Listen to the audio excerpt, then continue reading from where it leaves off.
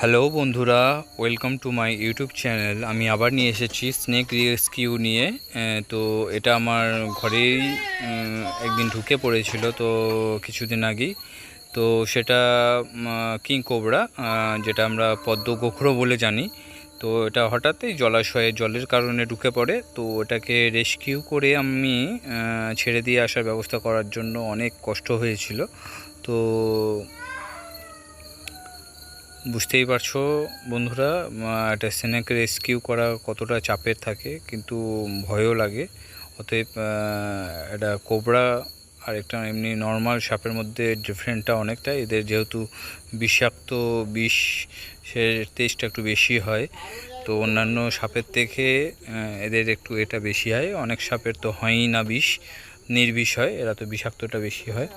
তো জলাশয় জলের কারণে এটা বড্ডই বিষাক্ত। তো দেখতেই পাচ্ছ দেখতে কীরকমভাবে করছে, তেজটা কেমন।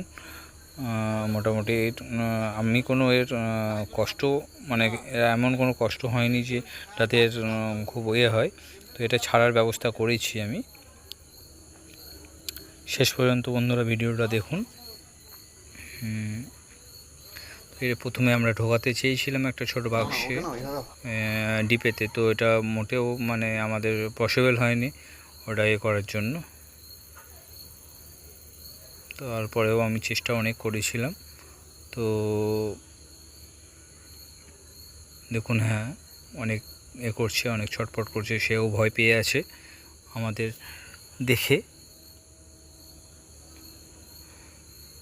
মাথার কাছে চক্র আছে, এটাই হচ্ছে গোখরো বলা হয়, ট্যাকটিক্যাল কোবরা। চেষ্টা করেছিলাম এইভাবে ঢোকানোর, তো এইভাবে আমাদের ডিপেটা অনেক ছোটই হয়ে গেছিলো। তো সাহস থাকলেও আমরা ওর যা ছটফট করছিল আমরা ঢোকাতে পারিনি।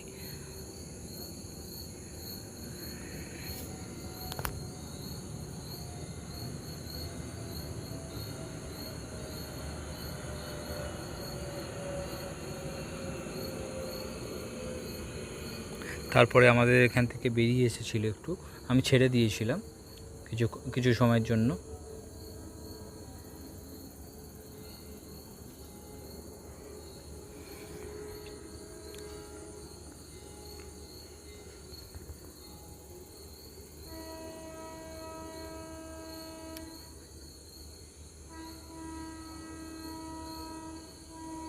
তো আমার সঙ্গে আমার এক ভাই ছিল ওখানে।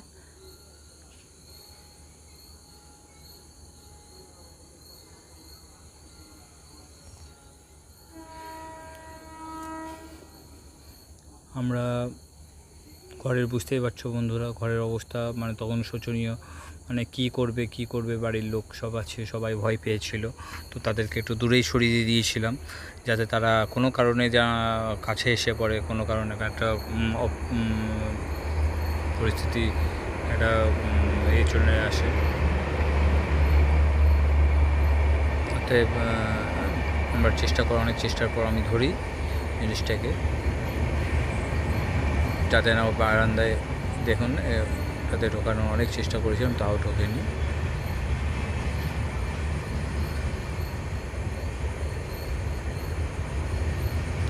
আপনার ফনাটা দেখুন, এত ছোট সাপের ফনাটা দেখুন। আরও বড় হয় এরা, এটা সামান্য একটু ছোটই ছিল।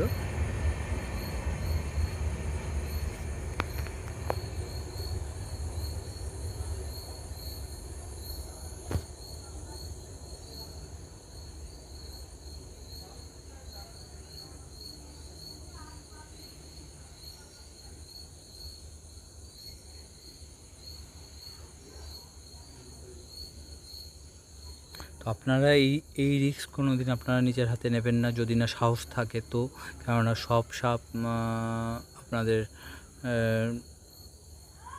কোনো সময় অপরিস্থিতিতে পড়ে ওরা ছোবলও মারতে পারে।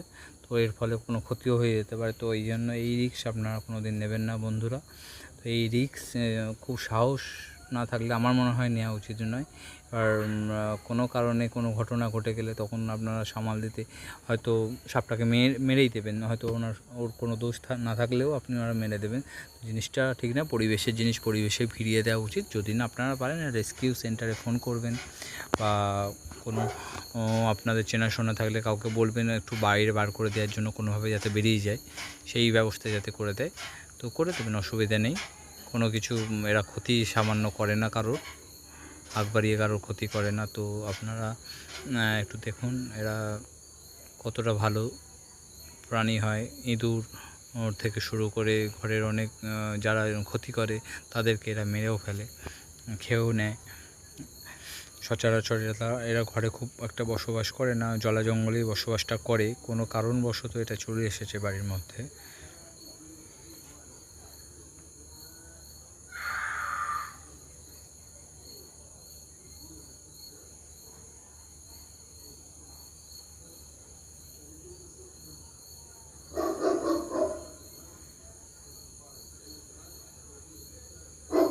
দেখে নিন বন্ধুরা, এর ফনাটা জাস্ট দেখুন, মুভমেন্টটা দেখুন, মুভমেন্টটা।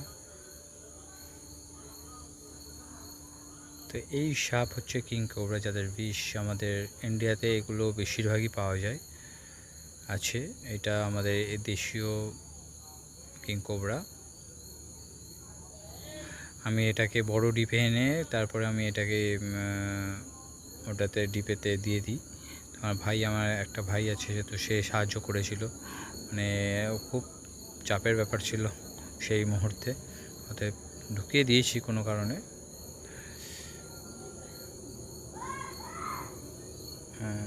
ওকে ওকে ঢুকিয়ে দিয়েছিলাম, দেখে নিন। এরপর আস্তে করে আমি বার করে দিয়েছি। হ্যাঁ, তো খুব ভালো ছিল। এই সব দেখার জন্য অনেক লোকও এসে যায়, পাড়ার পাশে আশেপাশে সবাই ছটফট করছে বেরোনোর জন্য।